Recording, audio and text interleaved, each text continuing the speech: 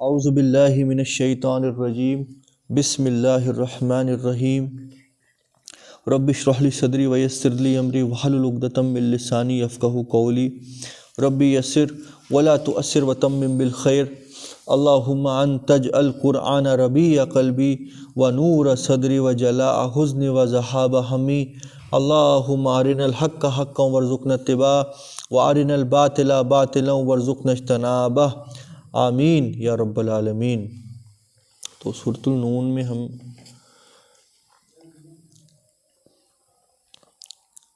وہ دو باغ والوں کا قصہ اللہ تعالیٰ نے ہمیں سنایا، اور نبی کریم صلی اللہ علیہ وسلم کے ذریعے مشرکان مکہ کے لوگوں کو خبردار کیا گیا کہ یہ جو تم اکڑ میں پڑے ہوئے ہو اس بنیاد پر کہ تمہیں دنیا میں کچھ اللہ تعالیٰ نے مال اور اقتدار اور اولاد سے نوازا، اور تم میرے اس محبوب بندے یعنی محمد صلی اللہ علیہ وسلم کو ریجیکٹ کر رہے ہو اور اس کا انکار کر رہے ہو، اور ایسے انسان کو جیسا انسان روئے زمین میں کوئی نہیں، سچا اور صادق اور امانت دار، اس کو تم جھوٹا قرار دے رہے ہو اس بنیاد پر کہ دنیا میں تمہارے مفاد کے اوپر ضرب پڑتا ہے، جبکہ یہ جو کچھ تمہیں عطا کیا ہے یہ اللہ تعالیٰ نے عطا کیا ہے، اس میں تمہارا اپنا کوئی یہ جو ہے یہ اپنی محنت نہیں ہے، کہ یہ سب اللہ کا خصوصی فضل ہے۔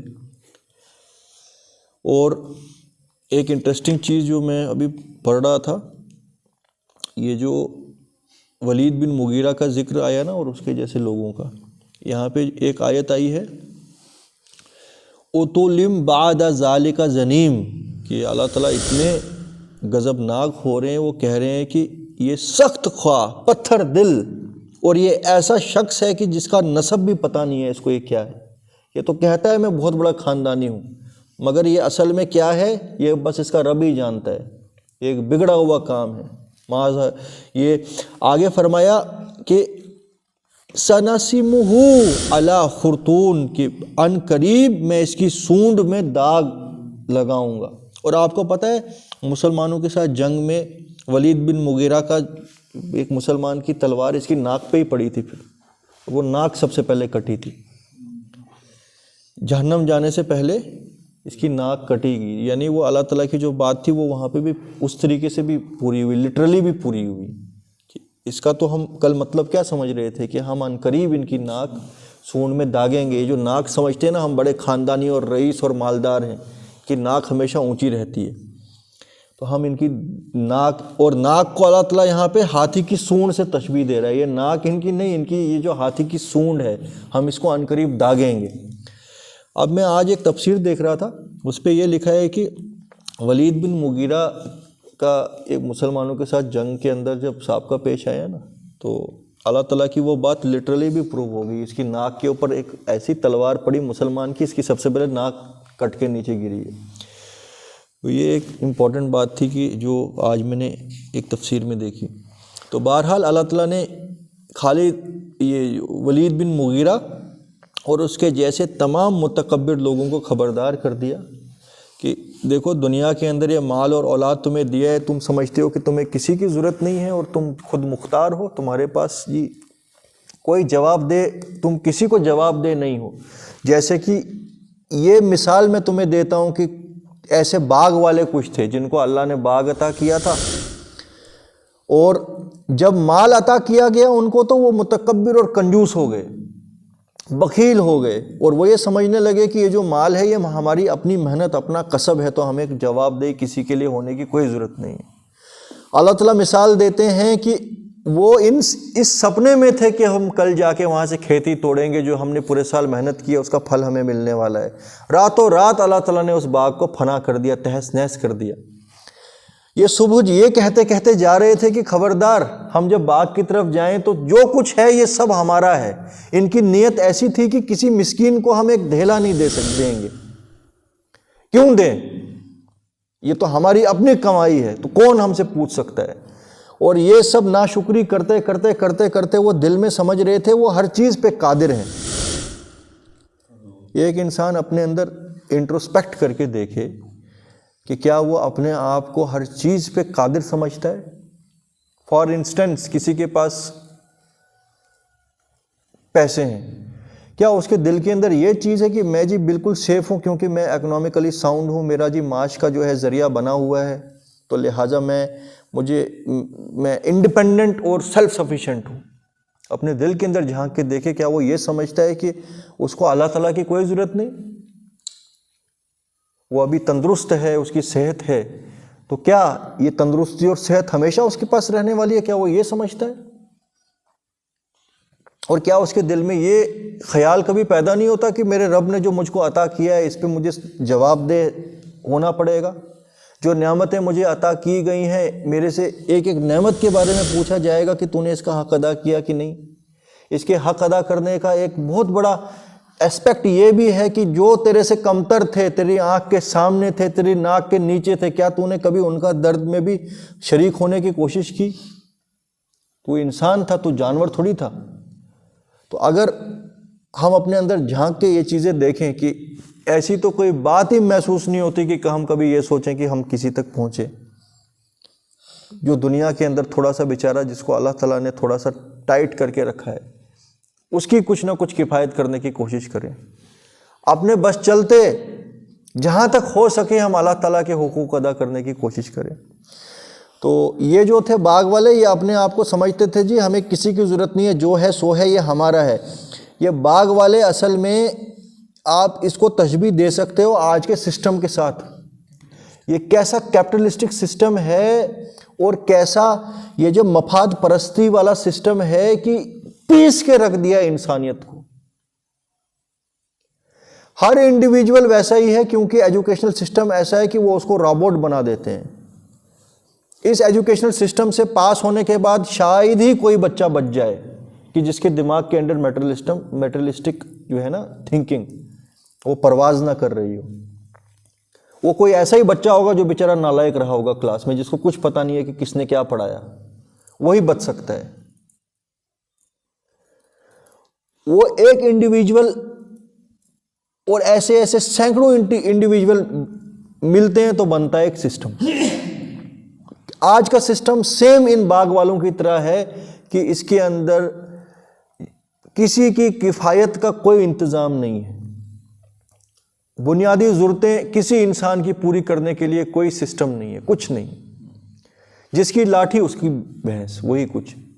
اگر تمہارا دھندا چل رہا ہے، تم عیش و عشرت میں ہو تو تم عیش کرو، تمہیں کیا کھڑ پینچی ہے کسی اور کے اس میں پڑنے کی؟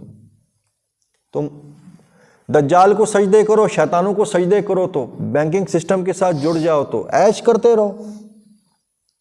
قرآن تشبیہ دیتا ہے، اللہ تعالیٰ ہمیں اشارہ دیتے ہیں۔ اسی طریقے سے اس کا کنٹراسٹ جو اللہ تعالیٰ کا سسٹم ہے، اس کے اندر ہر کسی کی بنیادی کفایت کی ذمہ داری اللہ تعالیٰ کے قانونوں کی ہوگی۔ بیسک نیسیسٹیز جو ہیں ہر انسان کی پوری ہونی چاہیے، کوئی انسان غلام نہیں بننا چاہیے۔ کولو کا بیل انسان کو نہیں بنایا جا سکتا ہے۔ وہ تب پاسبل ہے کہ جب جن کے پاس اللہ تعالیٰ نے مال اور اقتدار دیا ہو، ان کی تھنکنگ وہ ہو کہ ہمیں اس کے بارے میں جواب دہی ہوگی۔ ایک ایک سیکنڈ، ایک ایک لمحہ جو ہم بتا رہے ہیں ابھی اس اقتدار کے اندر، ہمیں اپنے رب کو جواب دینا پڑے گا۔ پھر وہ سوچ سمجھ کے پھونک پھونک کے قدم لے گا۔ ان کی مثالیں جو ہیں، ہم کیا بات کریں، آپ حضرت ابوبکر صدیق کی خلافت دیکھ لو، حضرت عمر کی خلافت کو دیکھ لو ذرا، اس کی کچھ بیسک جو ان کے جو مین پوائنٹس تھے وہ دیکھ لو۔ حضرت ابوبکر صدیق نے پہلے ہی دن جب خلیفہ بنے، جمعہ تھا غالباً، اس نے سارے مسلمانوں کو بلا کے اکٹھا کیا جمعہ کے خطبے میں، اور یہ کہا کہ ابھی تک تو میں اپنا کوئی کام کیا کرتا تھا، کوئی بزنس کیا کرتا تھا سائیڈ بائی سائیڈ، محمد صلی اللہ علیہ وسلم کا ساتھ بھی دیتا تھا اور کچھ نہ کچھ اپنی فیملی کی پرورش کے لیے بھی انتظام کرتا تھا، مگر اب اللہ نے مجھ پہ اتنی بڑی ذمہ داری ڈال دی، میں تو اب اپنا دنیائی کوئی کام نہیں کر سکوں گا۔ تو لہٰذا میں امت مسلمہ سے یہ پوچھتا ہوں کہ میرا جو اب خرچہ ہے، میرا اور میرے گھر والوں کا خرچہ، کیا میں بیت المال سے یہ حاصل کر سکتا ہوں؟ اگر میں وہ بیت المال سے کر سکتا ہوں تو میرا جو منتھلی یا ڈیلی اخراج ہے وہ کتنا ہونا چاہیے؟ یہ میں امت مسلمہ کے ساتھ کنسلٹ کرنا چاہتا ہوں۔ اور میں یہ تجویز کرتا ہوں کہ میری جو تنخواہ ہے وہ ایک دہاڑی دار مزدور کے برابر رکھی جائے۔ تو لوگوں نے پوچھا کہ امیر المومنین اگر آپ کی ضرورتیں پوری نہیں ہوئی، وہ تو دہاڑی تو بہت کم ہوتی ہے، تو حضرت ابوبکر صدیق فرماتے ہیں پھر میں جو ہے دہاڑی ریوائز کر دوں گا دہاڑی دار مزدوروں کی، یعنی میں دہاڑی بڑھا دوں گا، کیونکہ مجھے پتہ لگے گا نا کہ اس میں خرچہ پورا ہو رہا ہے، بنیادی ضرورتیں پوری ہو رہی ہیں کہ نہیں ہو رہی ہیں۔ ایک چھوٹی سی ایگزامپل ہے، یہ وہ خدا کا سسٹم ہے نا جس کے لوگ کچھ ایسے ہوں گے، جب لوگ ایسے ہوں گے نا جو اس سسٹم کو چلا رہے ہوں، پھر جا کے کفایت کا انتظام ہوگا، پھر گاڈ فیئرنگ سٹیٹ وجود میں آئے گی۔ ابھی جو سٹیٹیں وجود میں ہیں، یہ جو سٹی سٹیٹس ہیں، یہ تو ایسی کٹ کھنی، اس کو آپ کہہ سکتے ہو ملوکیت ہی ہے، یہ کہنے کے لیے ڈیموکریسی ہے، مگر ہے یہ ڈکٹیٹرشپ آف کیپٹلسٹ، جس کی لاٹھی اس کی بھینس، وہ سسٹم چل رہا ہے۔ تو اللہ تعالیٰ نے وہی ایگزامپل دی ہے کہ ایسے لوگ کہ جو یہ سمجھے کہ ہم قادر ہیں، ہمیں کسی کو جواب نہیں دینا، جو ہے سو ہے، ہماری محنت ہے، ہمارے دماغ ہیں، ہماری کیپیسٹی ہے، ہماری سائنٹیفک ریسرچیں ہیں، تو لہٰذا ہم جو کرنا چاہیں، وہ جو ایک نہیں ہوتا ہے وہ پاگل سانڈ، وہ ہر کسی کو ٹکرے مارنے والا، اس کو کوئی یہ نہیں ہوتی ہے باؤنڈیشن کہ کوئی مجھے دیکھ رہا ہے، ایک بہکا ہوا سانڈ جیسا ہوتا ہے ویسا ایک انڈیویجول اور ایک سسٹم آج ہے۔ تو اللہ تعالیٰ فرما رہے ہیں ان مشرکان مکہ کی مثال بھی ان کے جیسی ہے کہ جو یہ سمجھ رہے تھے کہ ہم ہر چیز پہ قادر ہیں، مگر وہ آرام کر رہے تھے رات کو، اور پیچھے سے اللہ تعالیٰ نے ان کا سب کچھ فنا کر دیا، یعنی حاصل دنیا کے اندر بھی کچھ نہیں ہوا، دنیا میں بھی ذلیل و خواری ہو کے رہے۔ چند روزہ زندگی کے اندر ان کو لگا کہ ہم بڑی عیاشیاں کریں، مگر آخر کار جو ہے عمر تو پوری زندگی تو تندرست انسان رہتا نہیں ہے، پوری زندگی تو اقتدار رہتا نہیں ہے، کتنے 30 مار کھانا ہے ابھی تک، آپ اپنے ہی ملک میں دیکھ لو، ایک سے بڑھ کر ایک اپنے آپ کو سمجھنے والے، او بڑے بڑے جی سو ڈیموکریٹک سسٹم کے ہیڈز، تو موئے پوچھتے ہیں کہاں ہے پچھلا والا، اس سے پچھلا والا، اس سے پچھلا والا، جاتے ہیں ویل چیئر میں، ویل چیئر کے بعد وینٹیلیٹر، اس کے بعد جان نکلنا بھی دشوار، سڑ سڑ کے مرتے ہیں۔ اب امریکہ یہاں کا چھوڑ دو، امریکہ کا حال دیکھو، امریکہ کے وہ بڑے بڑے جبار اور متکبر کی اور سویلائزیشن کہتے ہیں وہ دنیا کو، چاہے تم کتے اور بلی سے شادی کر لو، یہ ہے ہماری سویلائزیشن۔ مرد اور عورت کی پاکیزہ شادی نہیں ہونی چاہیے، اس کے لیے قانون ایسے ہیں کہ وہ شادیاں پاسبل نہیں ہیں، انسان اور کتے کی شادی پاسبل ہے، وہ ایزی کر کے رکھا ہے۔ تو کس طریقے سے مرتے ہیں پھر یہ آخر کار اپنی انڈیویجول لائف میں بھی، کون رہتا ہے دنیا میں، کتنی زندگی ہے؟ ای امانت چند روزہ نزد ماست، در حقیقت مالک ہر شے خداست، یہ چند روزہ زندگی کی امانت ہے، آخر کار تو سب نے یہیں کچھ چھوڑ کے جانا ہے۔ تو جس نے کرتوت کیے ہوں گے اپنے رب کو راضی کرنے کے لیے، وہ خوشی خوشی پھر اپنی آخری لیول پہ جاتا ہے، اس کے لیے تو اللہ تعالیٰ آسانی کر دیتے ہیں، اس کے لیے مرنا بھی آسان، پھر وہاں جانا بھی آسان، جواب دہی بھی آسان۔ جنہوں نے یہاں یہ چند روزہ زندگی کو سمجھ لیا یہ جی ہم بڑے 30 مار خان اور بڑے متکبر بن گئے، تو یہاں بھی ذلیل و خوار، یہاں بھی جا کے سڑتے ہیں، اندر سے ویکیوم ہوتا ہے، ڈپریشن کے مریض ہوتے ہیں، وہاں جا کے تو پھر دلو دلالم بعیدہ، اللہ تعالیٰ کی طرف سے ایسی مار ہوتی ہے کہ جس کی کوئی پھر مثال نہیں ہو سکتی۔ تو یہ باغ والے بھی کچھ ایسے ہی تھے، ان کو دنیا کے اندر بھی اللہ نے رسوا کر دیا، تو ان کا باغ جو تھا، جو ان کی کھیتی، جو ان کا پروڈکٹ تھا، اس کی سمجھو ہر حال اس کا سب ختم کر دیا، اس میں تباہی مچائی۔ بعضهم علی بعض یتلاومون، تو یہ لگے ایک دوسرے کو پھر ملامت کرنے کی، کاش ہم شکر گزاری کرتے، کاش ہم نے اللہ کی بات مانی ہوتی، ہم اس طریقے سے ذلیل نہیں ہوتے۔ قالوا یا ویلنا انا کنا طاغین، اور یہ کہنے لگے کہ ارے ہم تو سرکش ہیں۔ سرکش کا مطلب کہ جو اللہ کے حکموں کے خلاف کام کرتے ہیں، ہم تو ہماری زندگی تو سرکشی کے اوپر مبنی تھی، تو لہٰذا ذلیل و خوار تو ہم نے ہونا ہی تھا، یہ تو ہمارا مقدر ہی تھا۔ تو اللہ تعالیٰ فرما رہے ہیں کذالک العذاب، یہ ہوتا ہے عذاب دنیا کا، ولا عذاب الآخرت اکبر، مگر یہ بات جان لو اصل عذاب تو ہے جو اکبر ہے، سب سے بڑا، وہ آخرت کا ہے۔ کاش کہ یہ لوگ اس کو جانتے ہوتے۔ دنیا کے اندر رسوائی اور ذلت پوری زندگی انسان جیتا ہے کہ ہم اپنے مال اور دولت سے عیش کر سکیں، تو وہ عیش والا وقت آنے سے پہلے ہی اللہ تعالیٰ بٹن دبا دیتا ہے۔ ڈاکٹر بولنا شروع کر دیتے ہیں اب یہ نہیں کھانا، ڈاکٹر بولتے ہیں اب اینٹی ڈپریسنٹ لینا پڑے گا، پھر جا کے مخمل کے بستر پہ نیند آئے گی۔ پھر ڈاکٹر بولتا ہے بھائی یہ جو اولاد ہے تمہاری، جب وہ پہنچتی ہے نا ڈرگز کے نشے کے اندر چور ڈاکٹروں کے پاس، پھر وہ ان کو بولتے ہیں ان کو اب وہ جو وہاں بھیج دو ریہیبلیٹیشن سینٹرز میں۔ جس اولاد کے لیے پوری زندگی جان کھپائی ہوتی ہے، وہ اولاد اینڈ میں جا کے کوئی ایک دلدل میں گری ہوتی ہیں، دوسرے دلدل میں، یعنی جو جینے کا مقصد تھا بہت سے لوگوں کا، وہ مقصد ان کو پھر نظر آتا ہے یار یہ کیا، یہ ہماری کیا اب خیال رکھیں گے، ہم تو پوری زندگی کے لیے اب ان کے غلام بن کے رہنا پڑے گا۔ وہ حال ہو جاتا ہے پھر دنیا کے اندر بھی۔ تو کوئی آرام نہیں ہے ایسے لوگوں کے لیے دنیا میں بھی۔ ہمیں نظر آئے گا شان و شوکت اور لگژریس محلوں کے اندر ہیں، مگر اندر سے کھوکھلے، اندر سے دیمک جیسے چٹ کر لیتا ہے نا، یہ بس چلتی پھرتے لاشیں ہوتی ہیں پھر جنہوں نے اللہ تعالیٰ کی نافرمانیاں کی ہوتی ہیں۔ آگے پھر ہم نے پڑھا تھا اِنَّا لِلْمُتَّقِينَ عِنْدَ رَبِّهِمْ جَنَّاتِ النَّعِيمِ، اور رہے وہ لوگ جو پرہیز کر کر کے پھونک پھونک کے قدم اٹھاتے رہے اپنے رب کے یہاں، ان کے لیے بہترین نعمت بھری جنتیں ہیں۔ اور کیوں نہ ہو جنہوں نے تسلیم کیا ہو، جنہوں نے اپنے رب کے لیے اپنا ایک ایک لمحہ قربان کرنے کی کوشش کی ہو، کیا ان کو اور مجرموں کو میں ایک جیسا کر دوں گا؟ کیوں نہ ہو، یہ میرے بندے تھے، ان کے لیے کیوں نہ ہو جنات النعیم، نعمت سے بڑی جنتیں۔ تمہیں ہو کیا گیا ہے، کیسے حکم لگاتے ہو کہ ایک ظالم، ایک متکبر، ایک جبار انسان جس نے کسی کا خون چوس چوس کے دنیا کے اندر اپنی جو اقتدار بنائے ہوں، کیا وہ اور ایک اللہ سے پرہیز کرنے والا، ڈر ڈر کے چلنے والا، دوسروں تک پہنچنے والا، اپنا پیٹ کاٹ کاٹ کے دوسروں کو کھلانے والا، کیا وہ برابر ہو سکتے ہیں؟ کیسے برابر ہو سکتے ہیں؟ مالکم کیف تحکمون، ارے کیا ہو گیا تم کو، کیسے حکم لگاتے ہو؟ ام لکم کتاب فیہ تدرسون، یہ باتیں یہ تم سوچ کیسے لیتے ہو کہ معاذ اللہ اللہ کوئی اندھے کی لاٹھی ہے کہ لاٹھی چلے گی تو ساروں کو یکساں برابر کر دے گی؟ کیا فرمایا جا رہا ہے؟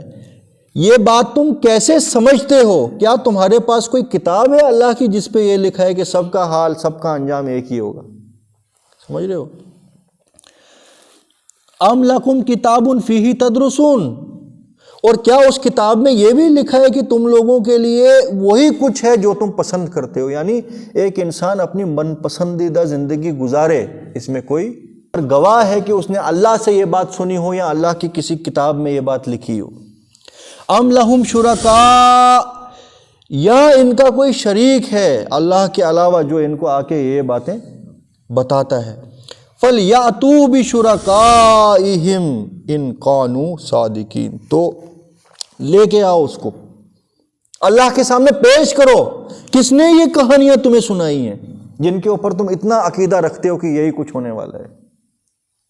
اللہ نے جو تو کتاب نازل کی تھی اس میں تو سیدھے یہی مطلب ہے، گندم از گندم برائے جو از جو، گندم اگاؤ گے تو گندم ہی کاٹو گے قیامت کے دن، ہے نا؟ جو کا بیج لگاؤ گے تو اس پہ تو گندم اگے گی نہیں، یہ تو قرآن کا قانون ہے، جیسا کرو گے ویسا ہی تم بھرو گے۔ اور کرو گے کیا؟ جو اللہ کے احکام ہیں اگر ان کو فالو کرو گے تو انشاءاللہ امید ہے کہ سرخرو ہو جاؤ گے۔ یہ کہاں لکھا ہے کہ جو تمہاری مرضی وہ تم کرو، میرا جسم میری مرضی؟ یوم یکشف عن ساق ویدعون الی السجود، اور وہ وقت کہ جب اللہ تعالیٰ اپنے تخت پہ جلوہ فرما ہو اور فیصلے کی گھڑی آ جائے اور قیامت کا جو وہ پورا منظر، پورا کا پورا جو ہے نا قیامت کا میدان پورا سیٹ ہو جائے اور رب العالمین اپنے تخت پہ جلوہ فرما جب ہو فیصلے کے لیے، اس وقت یہ سجدہ کرنے کے لیے اپنی کمریں جھکانے کی کوشش کریں گے۔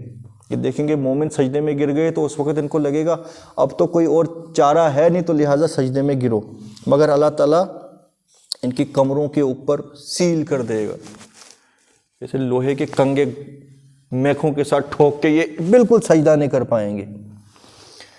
کہ جس وقت فیصلے کی گھڑی آ جائے گی ان کو سجدے کے لیے پکارا جائے گا، فلا یستطیعون، یہ سجدہ نہ کر سکیں گے، خاشعۃ ابصارہم، ان کی جو آنکھیں ہوں گی وہ جھکی ہوئی ہوں گی، وترہقہم ذلہ، اور چہرے کے اوپر ذلت اور مایوسی چھائی ہوگی، وقد کانوا یدعون الی السجود وہم سالمون، اور ان کو بلایا جاتا تھا سجدے کے لیے جس ٹائم سجدے کا وقت تھا، یعنی دنیا کے اندر۔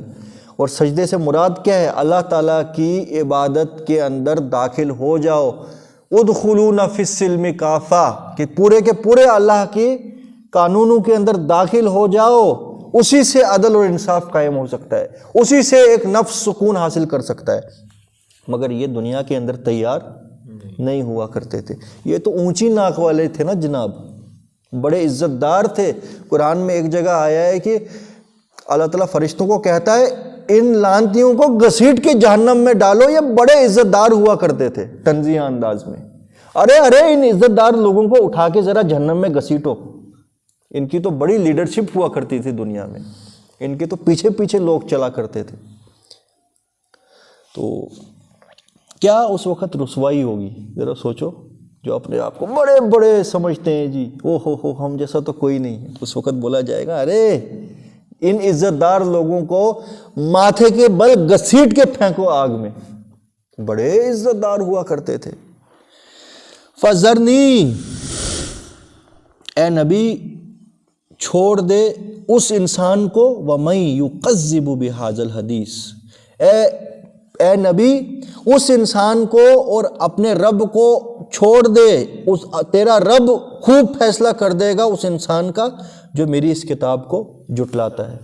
یعنی کہ اے نبی تم سائڈ پہ ہو جاؤ، یہ میرا ذمہ ہے اس انسان کے ساتھ ڈیل کرنا جس نے میری اس کتاب کو جھٹلایا۔ فذرنی، چھوڑ مجھے اور اس انسان کو جس نے میری اس کتاب کو جھٹلایا۔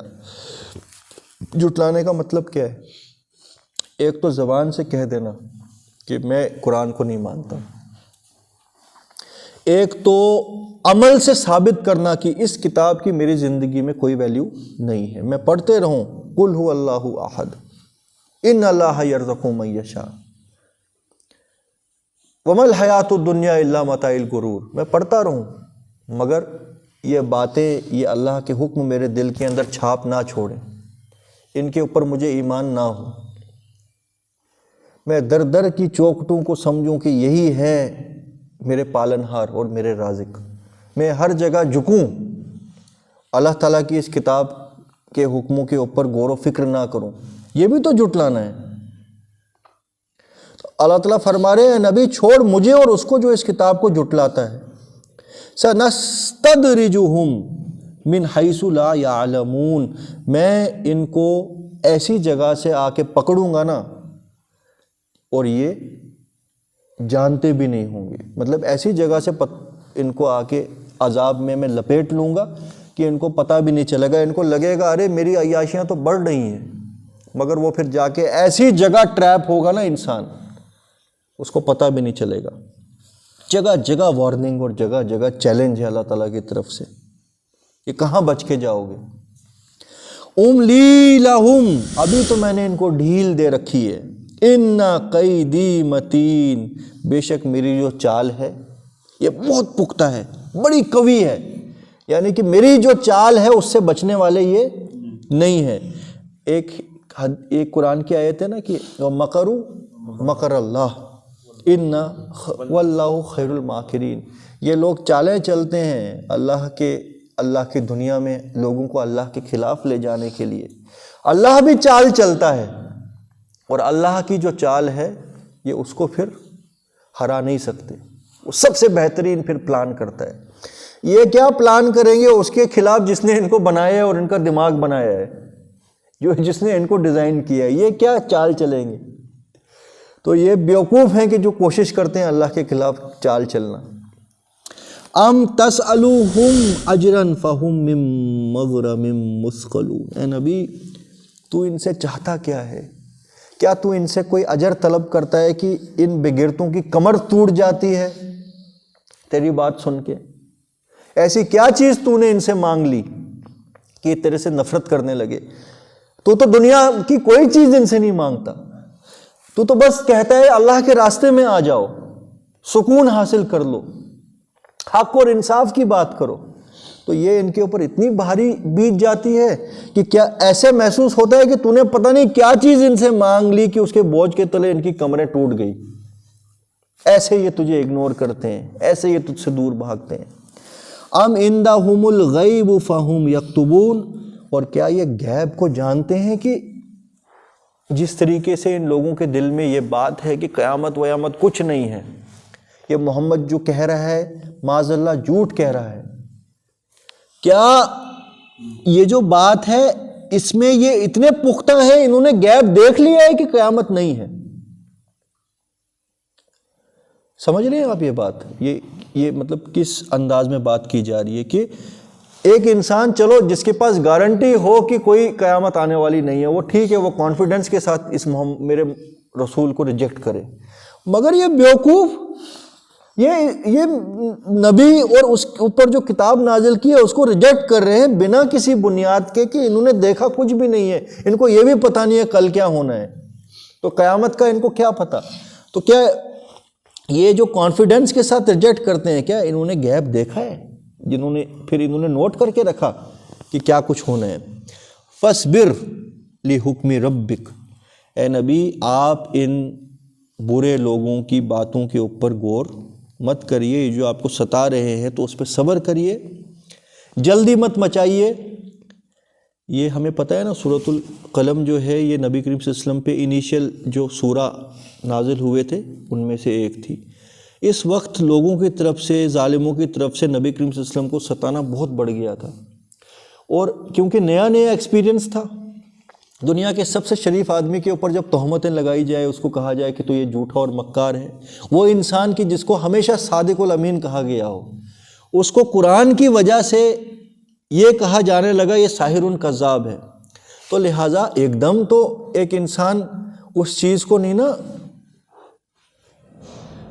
برداشت کر سکتا، تھوڑا سا ایکسپیرینس جب ہو جائے انسان کو پھر وہ پکا ہو جاتا ہے کہ یہ ظالم لوگ ہیں، تو لہٰذا ظالموں کو بولنے دو جو بولنا ہے، تو میں تو اپنا کام کرتے رہوں گا۔ مگر نبی کریم صلی اللہ علیہ وسلم جیسا شریف النفس انسان، ان کو جب ستایا جا رہا ہوگا ایسی باتیں برداشت کرنا تو بڑا مشکل کام ہے، تو نبی صلی اللہ علیہ وسلم کے دل میں آتی ہوگی بات کہ اللہ تعالیٰ ان کو قہری نازل کر دے ایک بار تاکہ ان کو ہوش ٹھکانے آ جائے، یا کوئی ایسی نشانی ان کے سامنے آ جائے کہ ان کی زبانیں بند ہو جائیں۔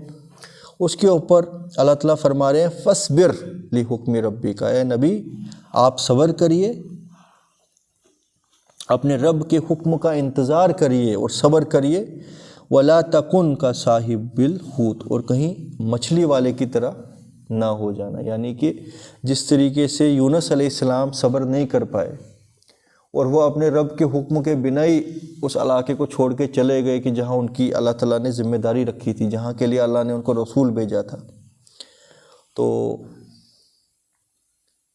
ان کے قصے سے آپ بھی لیسن پکڑیے اور استقامت کے ساتھ اپنے رب کے دین کے اوپر جم جائیے، کہیں سوچنا بھی نہیں کہ میں یہاں سے باہر چلا جاؤں۔ ذرا دیکھو نا امتحان کیا ہے، اور عام آدمی کو اگر کوئی ستائے وہ وہاں سے نکل کے سائڈ پہ نکل جائے، رسول بیچارے نکل بھی نہیں سکتے تھے، اور حکم کہاں سے آ رہا ہے؟ سیدھے ہلنا بھی مت، اللہ تعالیٰ کی طرف سے۔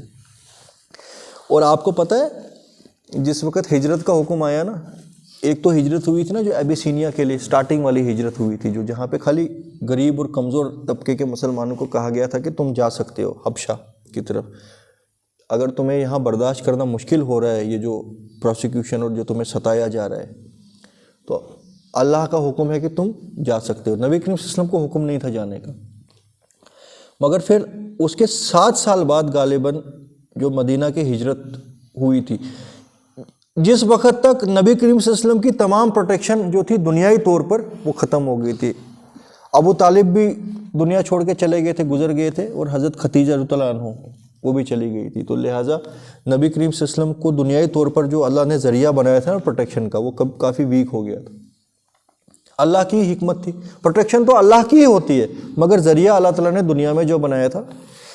تو نبی کریم صلی اللہ علیہ وسلم کے بارے میں اب پلان مشرکان مکہ نے یہ بنایا تھا کہ یار محمد صلی اللہ علیہ وسلم اب تو یہ جو ہے محمد اس کی وجہ سے بہت زیادہ پرابلم ہو چکی، اب لہٰذا ایک ہی بار کام تمام کیا جائے، کسی طرح ہم اس کو قتل کر دیں. تو انہوں نے پلاننگ تک بنا دی تھی کہ اب یہ جو قتل کرنے کا ہم وقت مقرر کر دیں گے. اور یہ چیز تو حضرت ابوبکر صدیق اور نبی کریم صلی اللہ علیہ وسلم کے ساتھیوں کو بھی پتہ لگ گئی تھی اور نبی کریم صلی اللہ علیہ وسلم کو خود بھی پتہ لگ گئی تھی، مگر وہ وہاں سے ہل بھی نہیں پا رہے تھے مکہ سے. جبکہ باقی لوگوں کو حکم آ گیا تھا کہ باقی لوگ مدینہ آپ جا سکتے ہو، میں نے بھی آنا ہے مگر میرے لیے ابھی پرمیشن نہیں آئی. تو حضرت ابوبکر صدیق اپنی جان کے معاملے میں تو نہیں ڈرتے تھے مگر نبی صلی اللہ علیہ وسلم کے معاملے میں وہ بہت گھبراتے تھے کہ کیوں نہیں ہم جا رہے ہیں، کیوں نہیں جا رہے ہیں. اللہ کا رسول اپنی پوزیشن چھوڑ کے نہیں جا سکتا، وہ یونیورسل ڈیوٹی کے اوپر ہوتا ہے. تو اللہ تعالیٰ کی وحی کا انتظار کر رہے تھے نبی صلی اللہ علیہ وسلم. تو ڈیلی حضرت ابوبکر صدیق ان سے آ کے پوچھتے کہ اللہ کے نبی کیا اللہ کا حکم آ گیا، کیونکہ اب حالات بہت خراب ہوتے جا رہے ہیں، کسی بھی وقت وہ یہ ظالم آپ کے اوپر حملہ کرنے کی کوشش کریں گے.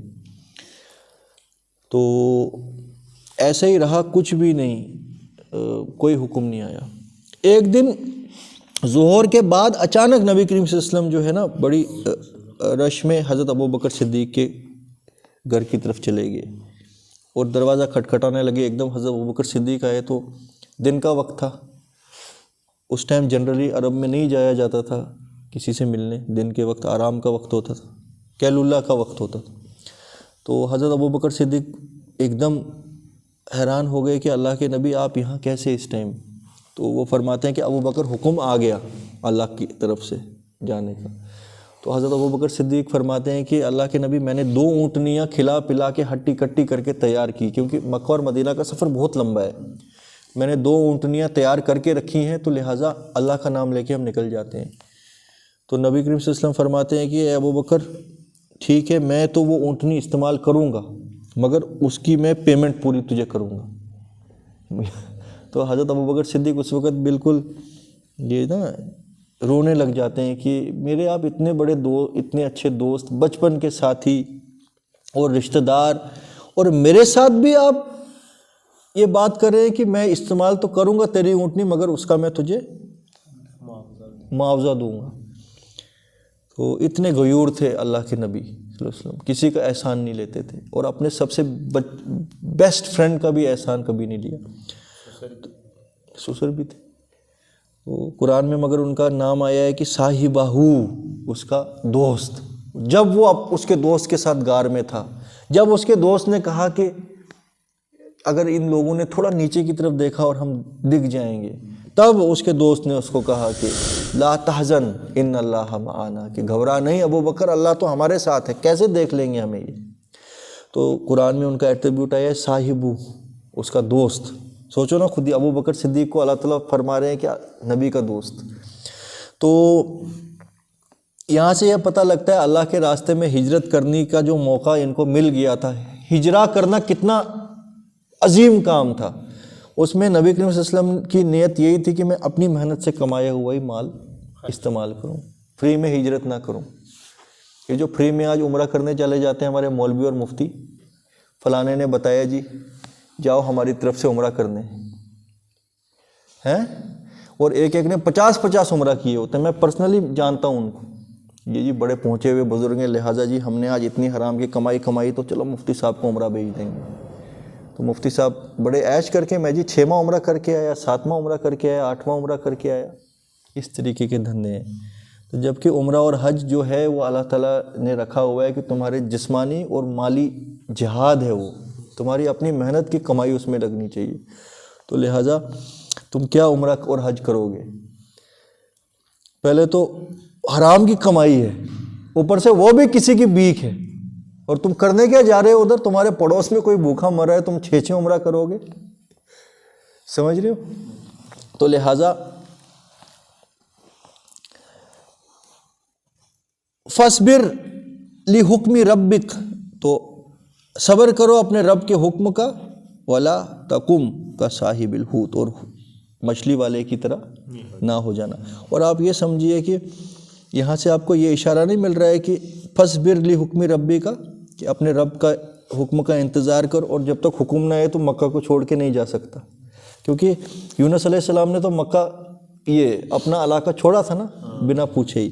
اچھا یہ انیشل وحی ہے، اس کے غالباً 10 سال بعد پھر جا کے وحی اصلی نازل ہوئی ہے کہ تم جاؤ۔ تو مگر اللہ تعالیٰ 10 سال پہلے بھی فرما رہے ہیں کہ ابھی صبر کر۔ اللہ کے نزدیک کیا ہے یہ 10 سال اور 20 سال اور 100 سال، اس کی تو کوئی ویلیو نہیں ہے نا۔ اللہ کے نزدیک، ہمارے نزدیک جو لاکھوں سال، اللہ کے نزدیک وہ ایک دن۔ تو اذ نادا وہوا مغزوم، کہیں مچھلی والے کی طرح نہ ہو جانا۔ جب اس نے غلطی کی اور پھر جب مچھلی کے پیٹ میں وہ چلا گیا، پھر اس نے پکارا اور وہ غم کے اندر بھرا ہوا تھا۔ ایک تو یہ غم کہ میں نے اپنے رب کی، اپنے مالک کی نافرمانی کی، دوسرا غم کہ اتنے بڑے ڈپریشن کے اندر، مچھلی کے پیٹ کے اندر، اس کالی گفا کے اندر میں پھنس گیا۔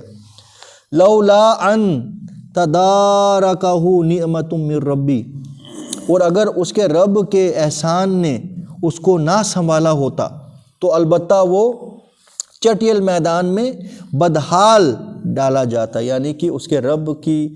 اور دوسری جگہ ہم نے کیا پڑھا تھا، اگر وہ اپنے رب کی تسبیح نہ کرتا اور یہ نہ کہتا کہ لا الہ الا انت سبحانک انی کنت من الظالمین، اور سچے دل سے اس نے اپنے رب کے یہاں استغفار نہ کیا ہوتا، تو قیامت کے دن تک وہ اس مچھلی کے پیٹ میں ہی رہتا۔ تو لہٰذا یہاں وہ چیز اللہ تعالیٰ نے داخل نہیں کی ہے، کیونکہ وہ قرآن میں دوسری جگہ آ گئی ہے کہ اس نے اللہ کے آگے استغفار کیا، اللہ کی تسبیح کی، تو اللہ کا جو رحم اس کی طرف متوجہ ہوا۔ اور اگر نہ ہوتا تیرے رب کی نعمت اور کرم اس کے اوپر، تو وہ ڈالا جاتا ملامت زدہ بدترین حال میں، ٹھیک ہے۔ بس اس کے رب نے اسے برگزیدہ کیا، تو یعنی اللہ تعالیٰ نے اس کو معاف کیا، اور وجتباہ، اس کو چن لیا، فجعلہ من الصالحین، اور اس کو بنا دیا، داخل کر دیا نیکوکار لوگوں میں۔ وَإِن يَقْعُدُ الَّذِينَ كَفَرُوا لَيُزْلِقُونَكَ بِأَبْصَارِهِمْ لَمَّا سَمِعُوا الذِّكْرَ وَيَقُولُونَ إِنَّهُ لَمَجْنُونٌ۔ اور اے نبی، یہ لوگ تو چاہتے ہیں اپنی آنکھوں کے دباؤ سے تیری ول پاور توڑ دیں، یہ تجھے کوئی ایسی باتیں کہیں اور اپنے آنکھوں کے روب سے تمہیں پریشرائز کریں۔ جب یہ اللہ کے کلام کو سنتے ہیں، یہ چاہتے ہیں کہ یہ تم کلام بیان کرنا بند کر دو، یہ اپنی ایڑی چوٹی کا زور لگاتے ہیں اور اپنے آنکھوں کے روب سے، اپنے آنکھوں کے یہ اشاروں سے تمہیں روکنے کی کوشش کرتے ہیں۔ انہ لمجنون، اور کہتے ہیں کہ وہ دیوانہ ہے، معاذ اللہ، نبی کریم صلی اللہ علیہ وسلم کے بارے میں۔ وما هو الا ذکر للعالمین، جبکہ وہ نہیں ہے مگر تمام جہانوں کے لیے ایک کھلا خبردار کرنے والا اور نصیحت دینے والا۔ یہ وما ہوا جو ہے نا، یہ اللہ کے کلام کے لیے بھی آ سکتا ہے اور نبی کریم صلی اللہ علیہ وسلم دونوں کے لیے آ سکتا ہے۔ یہاں پہ زیادہ محسوس ہو رہا ہے کہ یہ تو کہتے ہیں کہ یہ دیوانہ ہے، مگر یہ دیوانہ تو نہیں، بلکہ یہ تو تمام جہانوں کے لیے ایک نصیحت ہے۔ اور یہ بھی ہو سکتا ہے کہ یہ جب تم اللہ کا کلام ان کے سامنے پڑھتے ہو تو یہ پوری کوشش کرتے ہیں اور آنکھوں سے بھی اپنے ایڑی چوٹی کا زور لگا کے کہ کسی طرح یہ تمہیں روک دیں، تمہاری ول پاور بریک کر دیں، اور کہتے ہیں کہ یہ مجنون ہے۔ مگر یہ جو ذکر ہے یہ کچھ نہیں ہے مگر رب العالمین کی طرف سے ایک نصیحت۔ تو تم مجنون کیسے ہو سکتے ہو؟ تمہارے رب کا ذکر جب تم ان کو سناتے ہو، جو نصیحت تمہارے اوپر نازل ہوتی ہے وہ تم ان کو سنا رہے ہو، تو یہ تو مجنون والی تو کوئی اس میں بات نہیں ہے، یہ تو تمام جہانوں کے لیے ایک نصیحت ہے۔ تو سبحان اللہ و بحمدہ سبحان اللہ العظیم۔ اللہم صلی اللہ سیدنا محمد وعلی آل سیدنا محمد کما صلیت علی ابراہیم وعلی آل ابراہیم انک حمید مجید۔ اللہم آنس وحشتی فی قبر، اللہم ارحمنی بالقرآن العظیم واجعلہ لی اماما ونورا وہدا ورحمہ، اللہم ذکرنی منہ ما نسیت وعلمنی منہ ما جہلت وارزقنی تلاوتہ آناء اللیل وآناء النہار واجعلہ لی حجۃ یا رب العالمین۔ اللہم ارنا الحق حقا وارزقنا اتباعہ وارنا الباطل باطلا وارزقنا اجتنابہ۔ رب اجعلنی مقیم الصلاۃ ومن ذریتی ربنا وتقبل دعا۔ رب ارحمہما کما ربیانی صغیرا۔ رب حب لی من الصالحین۔ حسبی اللہ لا الہ الا هو علیہ توکلت وہو رب العرش العظیم۔ بسم اللہ الذی لا یضر مع اسمہ شیء فی الارض ولا فی السماء وہو السمیع العلیم۔ اللہم انت السلام ومنک السلام تبارکت یا ذی الجلال والاکرام۔ وقل رب اعوذ بک من ہمزات الشیاطین واعوذ بک رب ان یحضرون۔ لا الہ الا انت سبحانک انی کنت من الظالمین۔ ربنا ظلمنا انفسنا وان لم تغفر لنا وترحمنا لنکونن من الخاسرین۔ سبحان اللہ وبحمدہ سبحان اللہ العظیم وصدق المرسلین والحمد للہ رب العالمین۔